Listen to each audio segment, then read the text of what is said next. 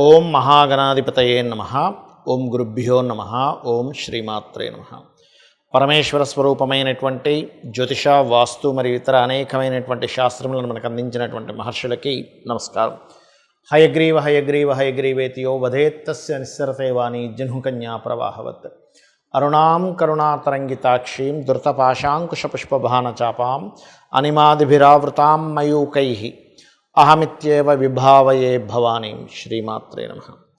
ప్రేక్షకులకి ఆ లలితాంబిక అమ్మవారి యొక్క అనుగ్రహం పరిపూర్ణంగా కలగాలని మనస్ఫూర్తిగా కోరుకుంటూ మనం ఈరోజు చెప్పుకోబోయేటువంటి టాపిక్ ఏమిటి అంటే, అసలు ధన సంబంధించిన సమస్య ఎందుకు వస్తుంది, బ్యాంక్ బ్యాలెన్స్ ఎందుకు ఉండదు, నిలువధనం ఎందుకు ఉండదు, 4 రూపాయల జేబులో ఎప్పుడు ఉండకపోవడానికి కారణం ఏంటి, డబ్బులకి ఎందుకు ఇబ్బంది పడుతూ ఉంటాం, ఒక్కొక్క లగ్నం నుంచి, లగ్నం తెలియని వారి రాశి నుంచి నేను చెప్పేటువంటిది పాటించినట్లయితే ఖచ్చితంగా బాగుంటుంది. అదేవిధంగా మరి date of birth, time of birth కూడా లేని వారు చేసుకోవాల్సినటువంటి ముఖ్యమైనటువంటి పరిహారాలు ఏమిటి, మంత్రం ఏమిటి అనేటువంటిది స్పష్టంగా చెప్తాను.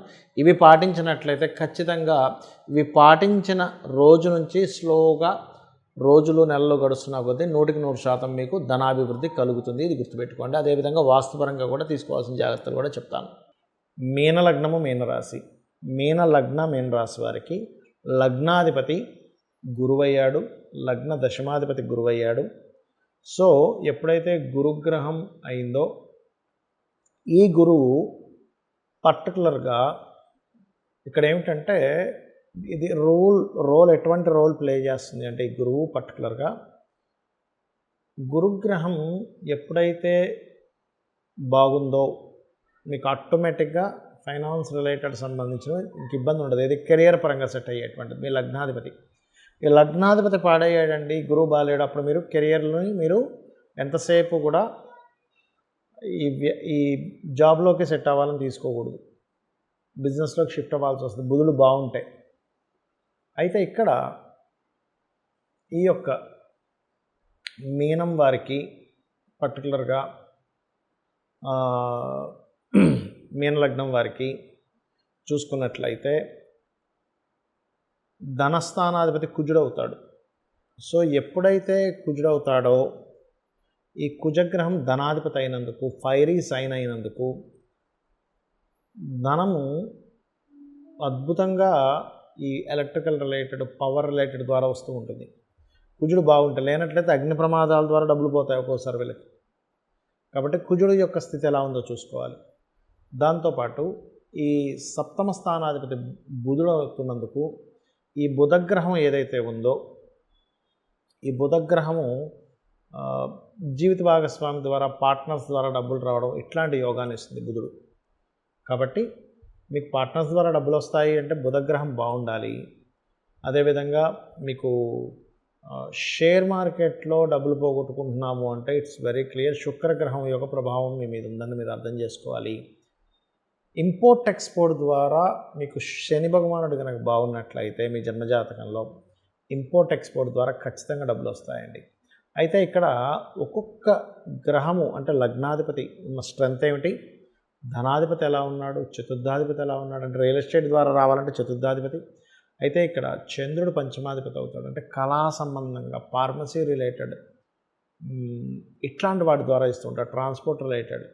ఇవి మనం చూసుకుంటూ మీరు ఎక్కువగా చేయవలసింది ఓం లక్ష్మీ నరసింహస్వామి నమః అనే మంత్రం చేయండి.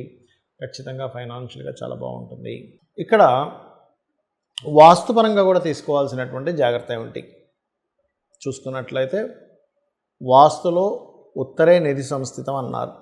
ఉత్తరంలో పొరపాటును కూడా టాయిలెట్స్ ఉండకుండా చూసుకోండి. ఇది కూడా మెయిన్గా మీకు ఫైనాన్స్ లేకపోవడానికి కారణం. బ్యాంకులో డబ్బులు ఉండట్లేదు అంటే వాయువ్యంలో ఏదైనా దోషం ఉంటుంది, అంటే వాయువ్యం తగ్గడం పెరగడం ఉంటుంది. అంటే కొన్నిసార్లు వాయువ్యంలో కూడా టాయిలెట్స్ అవి ఉంటాయి, అది కూడా మెయిన్ కారణం అవుద్ది. మానసిక స్థితి సరిగ్గా లేకపోతుంది దానివల్ల.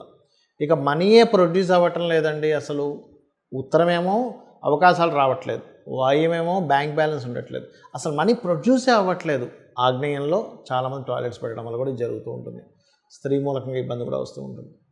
అదేవిధంగా తెలియకుండా ఇంట్లో దక్షిణ నైరుతిలో బీరువా పెట్టి అక్కడ మీరు ధనం పెడుతుంటారు. అది వేస్టేజ్ జోన్, దానివల్ల వేస్టేజ్ అవుతూ ఉంటుంది. పడమర వాయువ్యంలో కూడా తెలియకుండా మనీ పెడతారు, దానివల్ల కూడా మీకు మనీ మీద అంటే ఎంతసేపు పోవడమే బాధ అనేటువంటిది జరుగుతుంది. సో వాస్తుపరంగా ఈ జాగ్రత్తలు తీసుకోవాలి. ఇక మరొక విషయం ఏంటంటే, ఇక్కడ నాకు జన్మజాతకం లేదు, ఏమీ లేదు, కానీ విపరీతమైనటువంటి ధన ఇబ్బంది పడుతున్నాను అనుకునేటువంటి వారు, ఒకటి ఓం ధనాధ్యక్ష ధర్మాధ్యక్ష ధనధాన్య వివర్ధనీయ నమః, ఒకటి ఓం సంపత్కరీ సమారూఢ సింధుర వ్రజసేవితాయే నమః, ఈ రెండు చేసుకోవచ్చు. అలా కాదు, ఫైనాన్స్ వల్లే నాకు గొడవలు ఎక్కువగా అవుతున్నాయి, ఆ గొడవలు తగ్గాలి, ఫైనాన్స్ రావాలి. కొంతమంది చూడండి, డబ్బులు ఎవరికో ఇచ్చారు, వాళ్ళ వల్లే బాగా గొడవలు అవుతూ ఉంటాయి.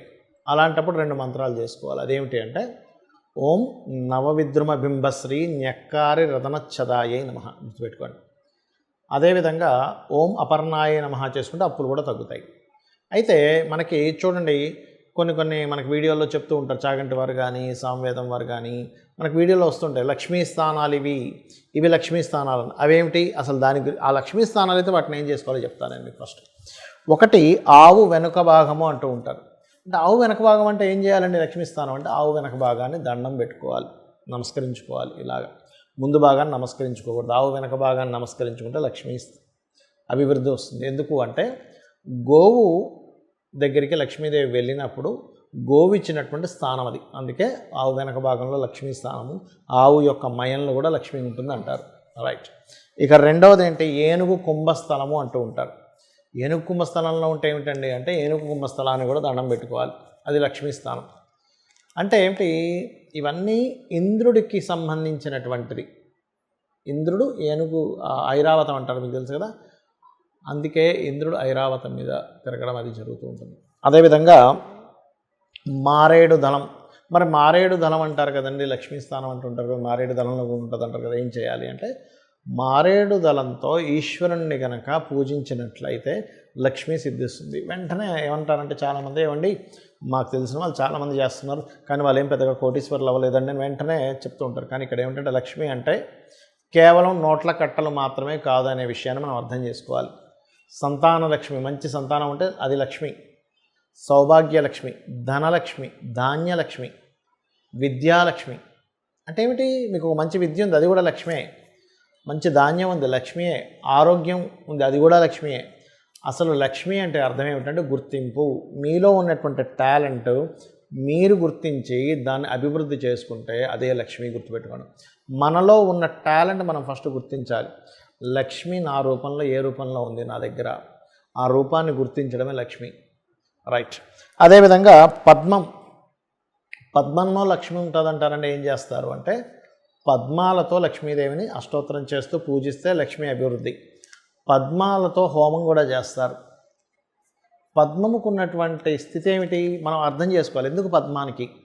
పద్మం వాటర్లో ఉంటుంది, బయటికి చక్కగా విచ్చుకొని ఉంటుంది. కిందని చూస్తే, దాని కాడ కింద చూస్తే మొత్తం అక్కడంతా నాచు బురద ఉంటుంది. అంటే ఏమిటి? ఇక్కడ మనం అర్థం చేసుకోవాల్సింది ఏమిటి?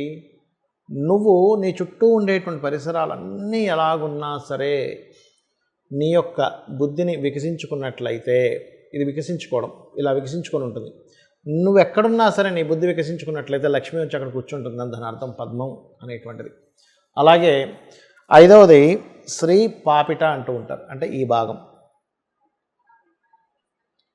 లలితా సహస్రనామాల్లో ఒక నామం ఉంటుంది, శృతి సీమంత సింధూరి అనేటువంటి ఒక నామం ఉంటుంది. అంటే ఏమిటి? అమ్మవారి యొక్క సంబంధించిన లలితా సహస్రనామాల్లో అమ్మవారి పాదధూలికి సంబంధించిన ఈ పాపిడికి సంబంధించిన నామం అది.